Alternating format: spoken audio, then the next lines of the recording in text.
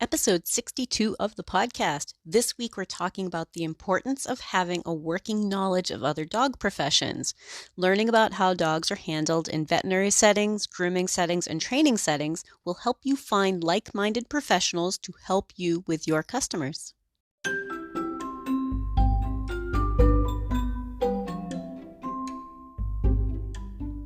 You're listening to the Creating Great Grooming Dogs podcast. I'm Chrissy Newmeyer-Smith. I'm a certified professional groomer, a certified behavior consultant for canines, a certified professional dog trainer, and the owner of Happy Critters in Nashua, New Hampshire.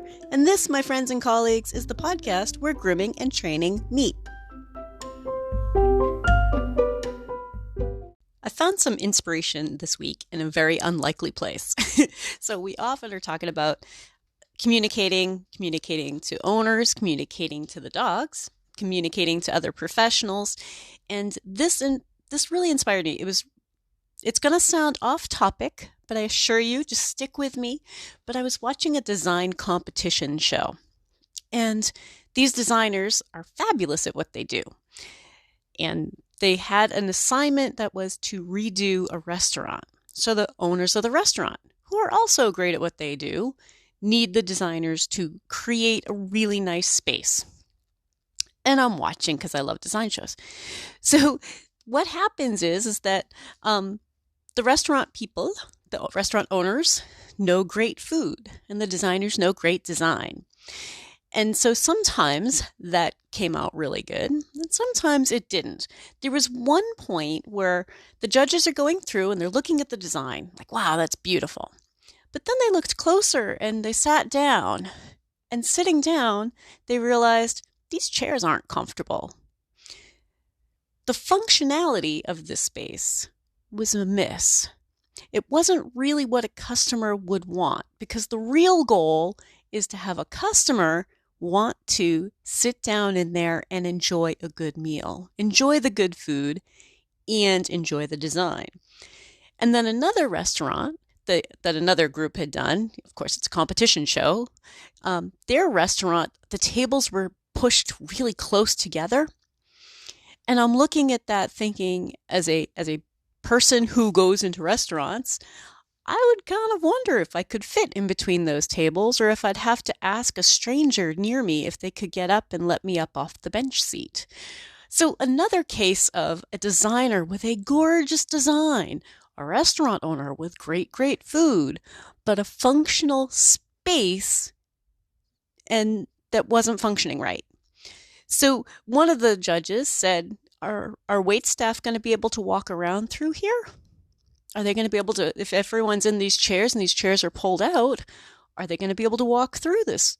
Like, how is this space going to be used? Now, I told you it's going to seem like it's off topic, but assure you, it is not.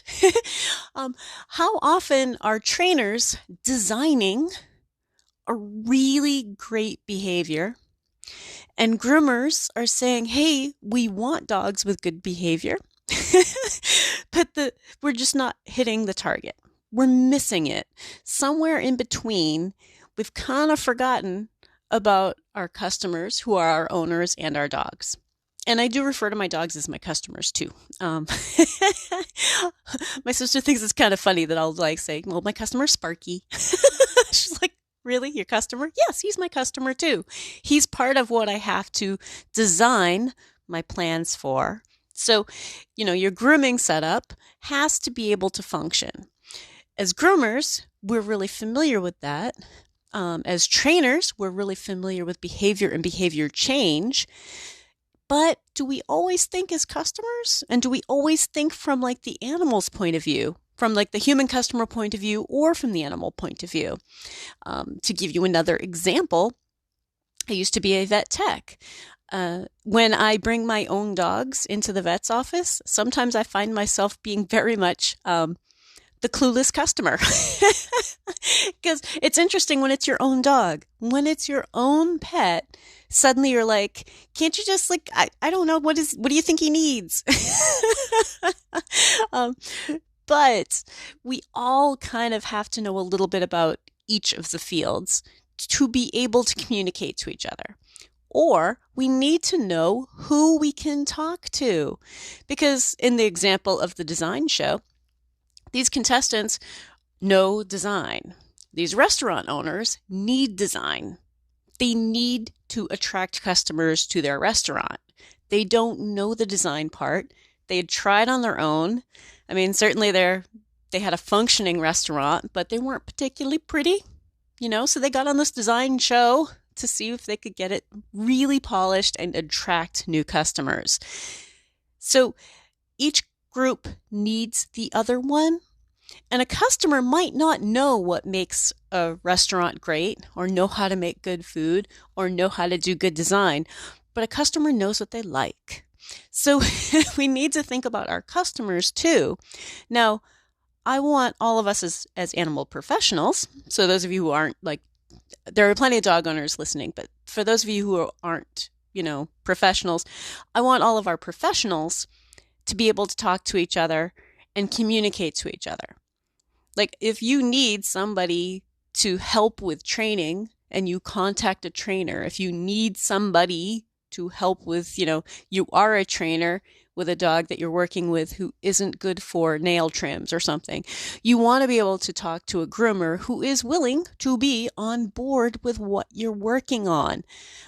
Those things are really important to have the continuity across all of our fields, even if it's just in this little tiny, your town, right? We should be consulting with colleagues. We should be talking to other professionals. We don't need to be everything for everyone. And I think that that's really important. The restaurateur does not need to be an interior designer. They should be able to find somebody to help them with that. And the designer doesn't really need to know how to cook food, but they should have a good idea of what makes a restaurant work, what makes that space usable in the context. Same design show, they had another one where they were doing hair salons. A couple of these hair salons, the barber shop and hair salon, came out really good, and then another one kind of missed the mark. And I was looking through a customer's eyes that, ooh, that's really, really pretty. However, the lighting was really kind of weird, and the mirrors were kind of at a strange height. We need to think about how, not only how things are put together, but how well they're going to work, how well customers are going to be able to deal with them. That could be our pet owners. That could be the dogs. We need to think about that. It's really important. Now, another aspect to that is that you can learn 2 or 3 of those things. You can be more observant when you're the customer and think about, hey, how do I feel when someone just takes my dog out back and tells me he was good or not? How do I feel about that? Which actually there's a solution for that. There are times where a dog isn't as comfortable when they're out back, and then there are other times where they are better away from their owner. Take some video. Show them what happens, right? Don't leave it a mystery. Just say, you know what? He actually responds better if you're not here. We'll take some video, or we'll video and chat with you, video chat, and you can see what he's doing while we're doing it, but that he really is better without you. Because sometimes we just psych our dogs out, and then other times it's much easier if an owner's there. We have to gauge these things by the customers in front of us, right? The dog in front of us, the owner in front of us. So when we look at the customer's point of view, we as customers have to kind of observe, hey, how do I feel when it's me? How do I feel when it's my dog? How do I feel when suddenly I realize, oh no, I'm going to have to shell out some cash, and this is going to cost me some time and effort, and tell me how it's going to help me. Tell me how it's going to help me. That's what I hear a lot. Owners are like, oh my God, so you can't just do his nails today? I guess I have to find somebody else who can do his nails. They think it's a one-stop thing. But in many cases, if we spend time working on it, they don't necessarily understand that at first. We have to tell them, if we spend time working on it now, he could be great for nails for the future. He could be great for nails for everybody. He could be great for nails for you too. But if we force it right now, we're not going to get there. Forcing it leads to more forcing it, which leads to more forcing it. we're not going to achieve results. We need to be able to communicate that to owners and be thinking about that from an owner's point of view. You want me to spend money on this? Can't we just do something else? We have to tell them why it's important. Why is it important? Why is it important for a restaurant to have tables spaced out at some specific distance, right? Maybe it's to allow a wheelchair through. Maybe it's to allow a cane, maybe it's to allow the waitstaff to navigate between chairs. We need to know the criteria and the way that things function. Function is really important. If you're enjoying this podcast, please remember to subscribe so that you don't miss any episodes, and tell all of your friends. I want you to think for a moment, another source of inspiration that's going to seem off topic. I want you to think about the triathlon, where contestants are running a road race, they're cycling a race, and they're swimming in a race. The triathlete, they're doing all three of those to a very high degree. I want you to think about building some more skills instead of being a one sport, right? Like just running or just cycling. Think about there are multiple versions of sports. So when I have brought my grooming experience and training experience to my vet tech experience, like that's sort of the triathlete of the dog world, right? It's a version of a triathlete. Now, my vet tech experience is really, really, really far out of date for veterinary knowledge, for the medical knowledge. However, the procedures and the way things work and the way that animals respond and the holding and all that jazz doesn't really change all that much. Blood draw is a blood draw. Checking a wound is checking a wound.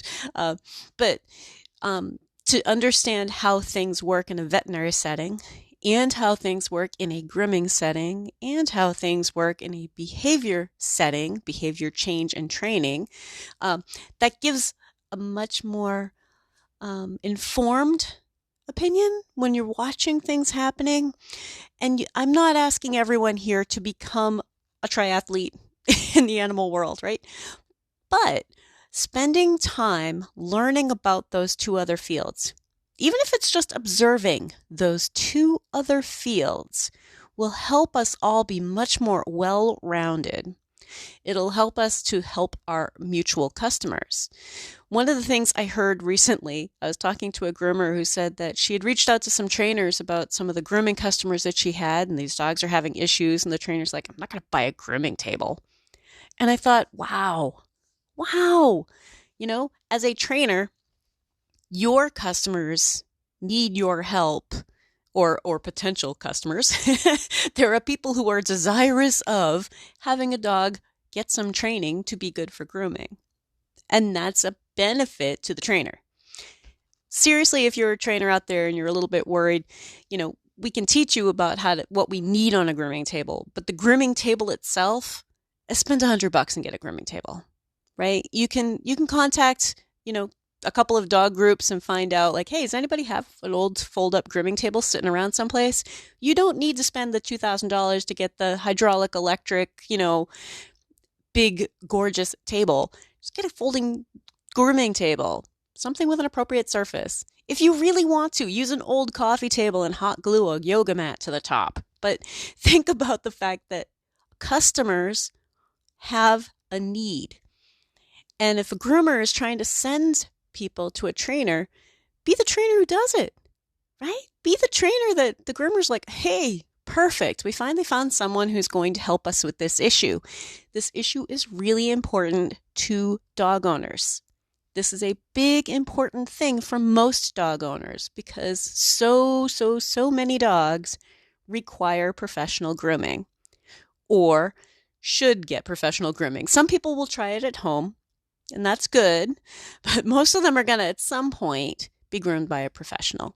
So for a trainer to spend time learning a little bit about that and be open-minded to helping a groomer with a dog that has an issue.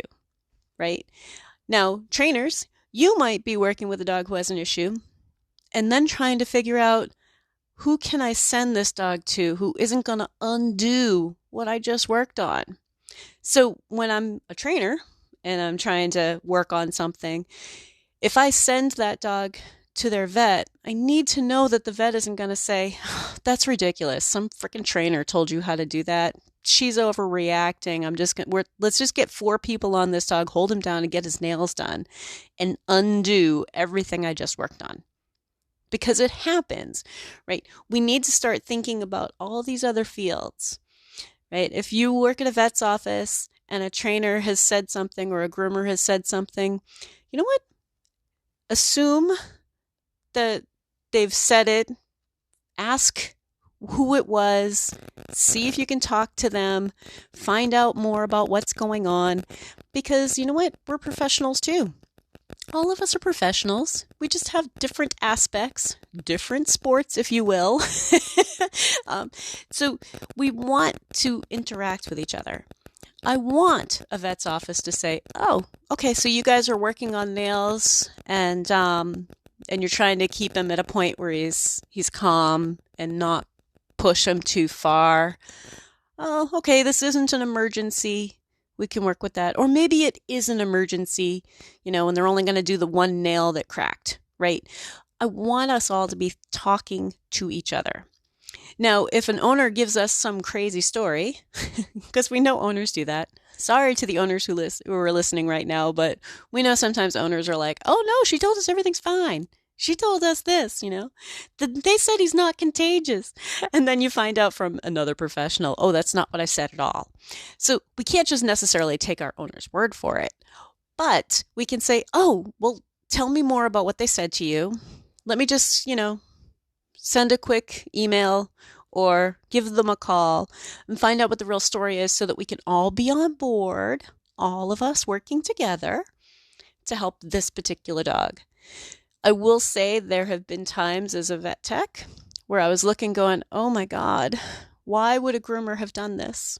And not a trim thing, but like a mat that was obviously had some skin problem underneath and they decided to just take the mat off anyway.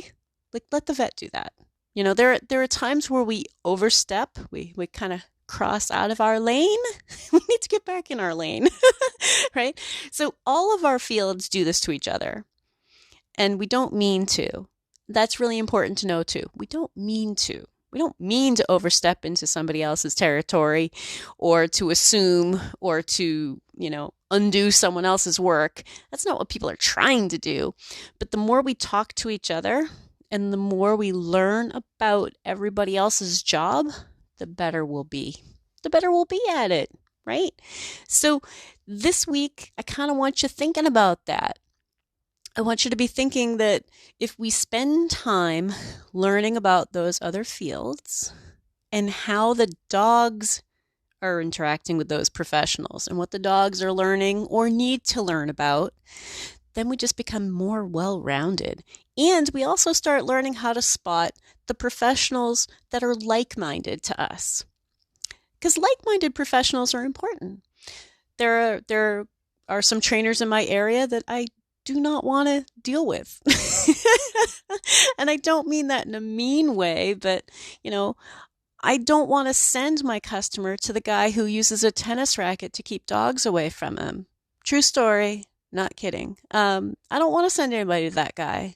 There are plenty of trainers around here I would send them to. I think it's important to have relationships with other professionals. So be thinking about, who can I find that's like-minded? And do you even know if they're like-minded if you aren't familiar with the procedures and the functionality and the way things work? Are you knowledgeable in your own section of what you work in? Are you doing your best there? They should be doing their best in theirs. Right? So if you do continuing ed and you go to conferences and you're involved and you're reading books and you're on groups and discussions and trying to grow and learn, that's also what you want in your trainer, in your vet, or in your groomer. We don't want people who say, I've been doing this for X amount of years. And you know what? That's interesting. You've been doing it for X amount of years. But if you've been doing it the same exact way for an X amount of years and you don't feel like you need to take a class ever, or read a book ever, or learn anything new, then you're not a like-minded individual. Right? Anybody who's listening to this podcast is obviously trying to learn new stuff. And I think that's really important in any of those fields. When I was a vet tech, we were getting sent to classes. That was just part of continuing ed within our job. I really enjoy that. I enjoy continuing ed for trainers. I enjoy the continuing ed for grooming. Grooming doesn't require continuing ed, but I think most of us are doing some sort of continuing ed. That's important to do. But I want you to be thinking about learning a little bit more about the two other fields. And not just with your own dog. Find out a little bit more. A little bit more. There are a number of ways to do that. Trainers, you could go online and watch grooming videos. Now, you could just look up grooming on YouTube and you will see a wide variety of things. You might see competition videos, you might see instructional videos, and you might see instructional videos that are very, very different than what I tell you guys to do. There are a few in particular I can think of that use some really, really harsh methods. But you can watch and gain a different understanding of how people get the job done and get a chance to see what the dogs are doing. You can watch some videos about veterinary procedures. Like we live in the information age. We can just get on Google and say, hey, veterinary videos. It's so easy, you know? If you want to know more about training, look up training videos. But spend some time, and that's our weekly action step this week. Spend some time learning about the other related fields. Learn more about those fields. Try to build your triathlon. Learn some other sports. But try to get more of an understanding of what our other professionals are doing so that we can use that to help us find like-minded professionals that we can work with, that will complement our services and ultimately make for happy customers. If you'd like more information, you can find me at Chrissy@happycritters.net, happycrittersdogtraining.com, or you can join the Facebook group Creating Great Grooming Dogs podcast or the Facebook page Creating Great Grooming Dogs. I really look forward to hearing from you.